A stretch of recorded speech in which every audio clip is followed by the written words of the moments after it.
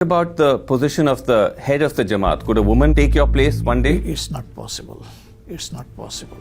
বাংলাদেশের রাজনীতিতে নারী নেতৃত্ব যখন আর ব্যতিক্রম নয় বরং বাস্তবতা, তখন কোনো রাজনৈতিক দল যদি প্রকাশ্য বলে নারী কখনো আমাদের প্রধান হতে পারে না, সে দল আদৌ সংবিধানসম্মত রাজনীতির আওতায় পড়ে কিনা এমন প্রশ্ন তুলেছেন রাজনৈতিক বিশ্লেষক ও লেখক জায়েদুর রহমান। আন্তর্জাতিক গণমাধ্যম আল জাজিরাকে দেওয়া জামাত ইসলামীর আমির ডক্টর শফিকুর রহমানের সাম্প্রতিক সাক্ষাৎকারের প্রতিক্রিয়ায় জায়েদুর রহমান বলেন, এটি শুধু একটি মতামত নয়, এটি নারীর রাজনৈতিক অধিকারকে সরাসরি অস্বীকার করার ঘোষণা।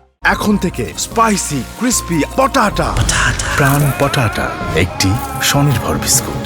সাক্ষাৎকারে ডক্টর শফিকুর রহমান বলেন, কোনো নারী কখনো জামাত ইসলামীর আমির হতে পারবে না। একই সঙ্গে তিনি স্বীকার করেন দলটি এখন পর্যন্ত সরাসরি সংসদ নির্বাচনে কোনো নারী প্রার্থী দেননি।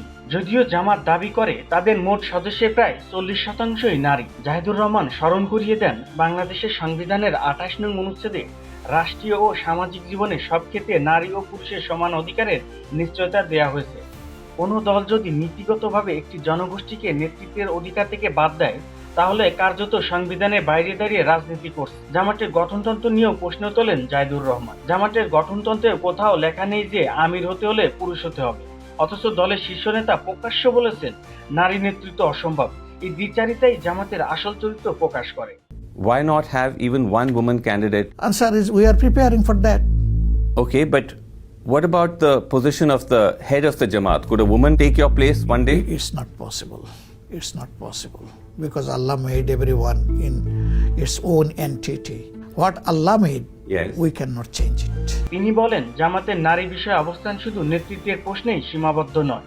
অতীতে কর্মজীবী নারীদের কামলা এবং গৃহিণীদের রানী হিসেবে আখ্যা দেন। এটি কোনো সম্মানসূচক ভাষা নয়, এটি নারীকে পছন্দ মতো খোপে পুরে রাখার মানসিকতা। সম্পর্কে জানা শফিকুর রহমানের উক্তি, নারী যারা কাজ করেন তাদেরকে কামলা শব্দটা ব্যবহার করেছে, যে তোমরা কামলা আনবা না রানী আনবা বাসায়।